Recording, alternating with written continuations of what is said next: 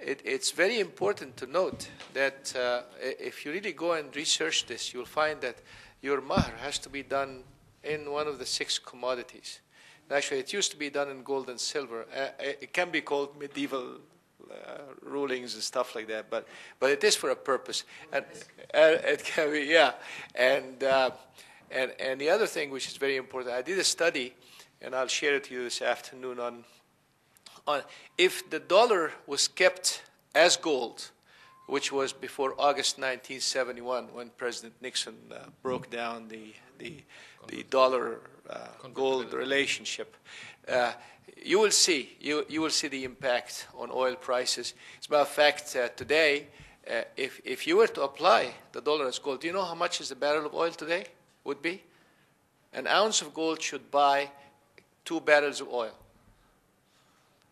Based on that, just to answer your concern about fiat money, but bear up with me. It used to be 16 barrels of oil, actually, per ounce of gold. Now it's 2. And how much is an ounce of gold today? Approximately $400. That means the actual value of a barrel of oil, if we were not in the fiat money print basis, would have been today $200. On the contrary, you will see the impact on the housing market. On the contrary, you will see the impact on the food commodities in the world. And this is the gimmick. And I will change your mind. You know, believe it or not, I will. A strong currency is a curse, not a blessing. I think you got it. No. That's not true. There was a reason the U.S. wanted to debase the currency. But that's exactly what happened in Southeast Asia. But that's exactly what happened in Southeast Asia. When things didn't work out, you attack the currencies in an unethical way. If things don't work out, with that, the attacking of the currency doesn't work, we take our troops and do whatever we want to do. And that's not right. You see what I mean? That is what the Islamic essence is all about. You understand what I mean? So, you know, it's a mechanism. First of all, print money. Then, if it doesn't work, then go and destabilize currencies and economies. If it doesn't work, the last resort will be the liberation of the land and the change of governments and so on and so forth. Very unfortunate. Thank you very much. We'll talk. Oh, here it is. Here. Let me show you. This is Turkey, Mahmoud. I'm sure you know the numbers. This is Turkey, the Turkish lira.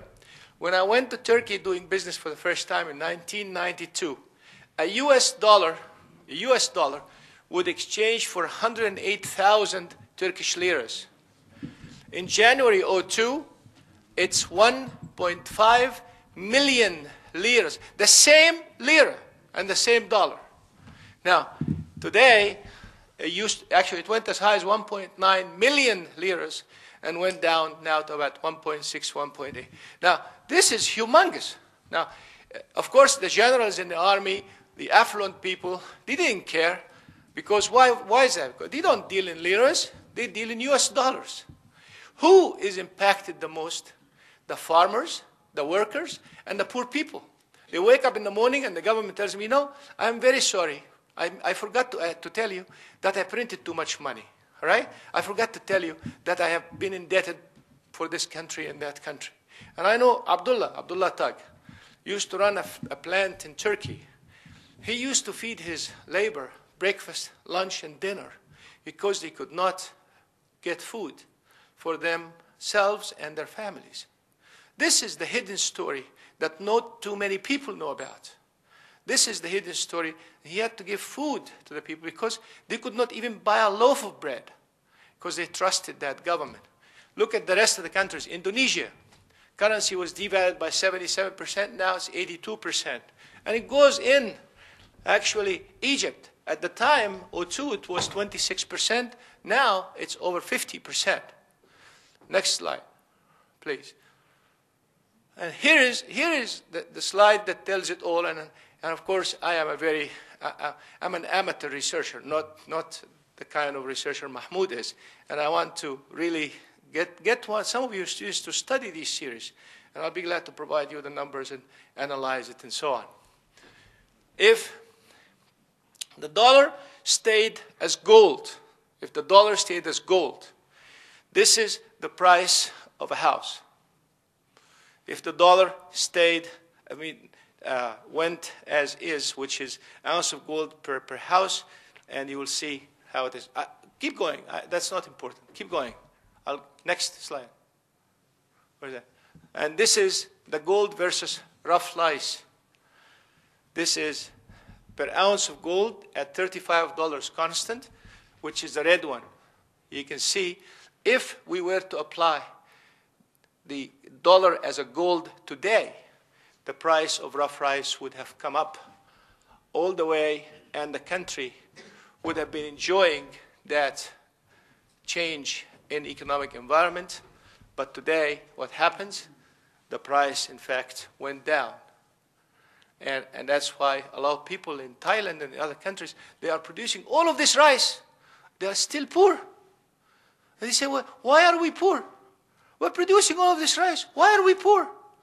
Oh, you're getting all of these dollars in your hands. But the fact of the matter is, they are being fooled. And that's unfair before Almighty God. Keep going, please. This is live cattle, the same story. Next slide, please. That's why Somalia used to be the biggest exporter of live cattle. So Somali beef, actually, is very well known in the African countries as one of the best beefs. Now they don't even have cattle anymore. Why? It doesn't make sense to raise cattle because it's not economic. Next slide. And this is what tells it all. Gold. Gold and crude oil. Actually, I have the inverse series. I'll show it to you in the afternoon. And let us, and then I'll show you also some of the rulings of Sayyidina Umar al-Khattab and so on this subject when it comes. Thank you very much.